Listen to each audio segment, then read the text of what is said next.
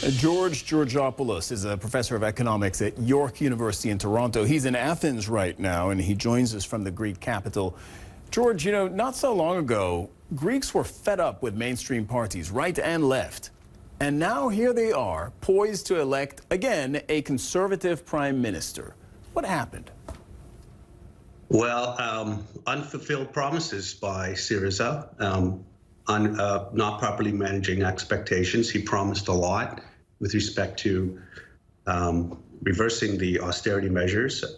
As your segment said, that didn't happen. And yes, there was some concern over New Democracy, and some people said that they are partially responsible for getting Greek into this mess. But the leader, Mitsotakis, has reformed his party, has reformed finances, has reduced costs in many ways, including choosing a new headquarters that reduces the cost of the overall party dramatically. He is a Western-educated Harvard Business School, has a mindset of that, and he's confident. He's relatively low-key compared to Tsipras, and he's got the confidence of the people, and he's promising for a more pro-business, pro-job-focused policy, which a lot of people, including the youth, are looking forward to. Tell me, in fact, I want to ask you about the youth, but just before we get to that, tell me a little bit more about Alexis Tsipras, the current prime minister. 4 years ago, he promised to fight European austerity measures, as Eleni Giokos was telling us. Voters trusted him, he got to power, and then within days, he did a total 180, and he spent the next 4 years implementing the austerity that he promised to fight. Is that why he's now fighting for his political life? Was that the beginning of the end for him?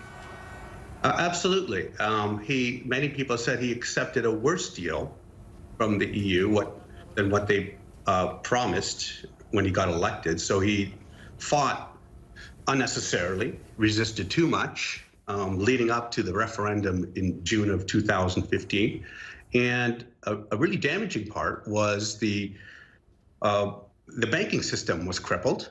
If you remember, there was worry that people here in Greece thought they would go back to the drachma, so they had a bank run, which really crippled the banks. They got hit on both sides of the balance sheet, first on the asset side with the value of Greek bonds going down, which the Greek banks held. And then they were hit with on the liability side with demand deposits dropping. So Tsipras implemented capital controls on banks, and the banks haven't really recovered since.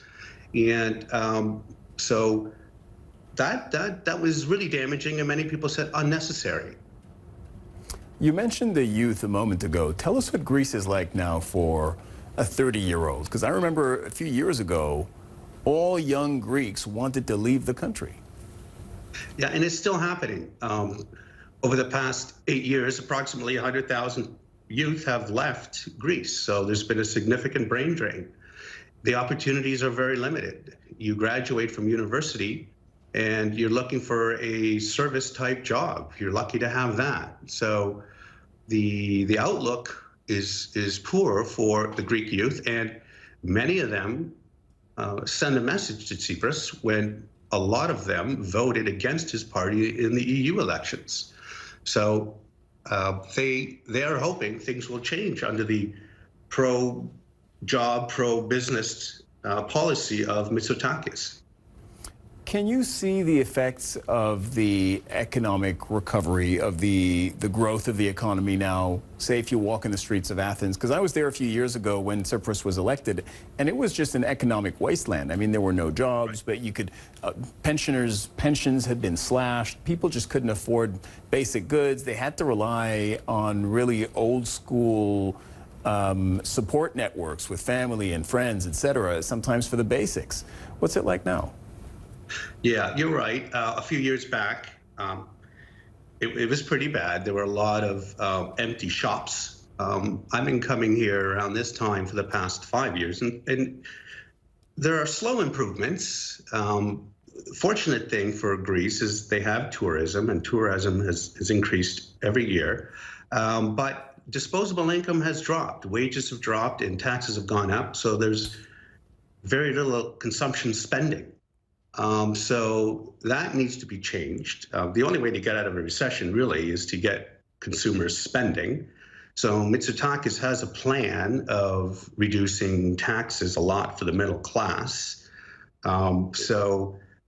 Reducing the the Social Security contributions, reducing sales tax to a lot of businesses, dropping the income tax on farmers by 50%. Can the Greek state now afford to do this? Because for the last almost decade, the whole idea has been, you mentioned balance sheet, the whole idea has been that the state needed to bring in more money and spend less money. And now you're telling me that New Democracy is willing to sort of correct that balance a little bit. So Greece has moved to a primary surplus, approximately around 2% of GDP. And Mitsotakis has promised to negotiate this surplus to bring down the surplus to something perhaps 1.5% of GDP. So that will give him room to lower taxes, having a lower surplus, primary surplus that is. There's still the big issue with the debt to GDP and the interest payments, but that's been stretched out. So he's going to have to negotiate with the EU creditors and allow for a lower surplus so he can raise taxes. So that is an interesting issue that is very uncertain at this point. All right, Georgopoulos, thank you so much for joining us. Polling stations are now opening in Greece. We'll follow, obviously, the results of the election. Thank you. Thank you for having me.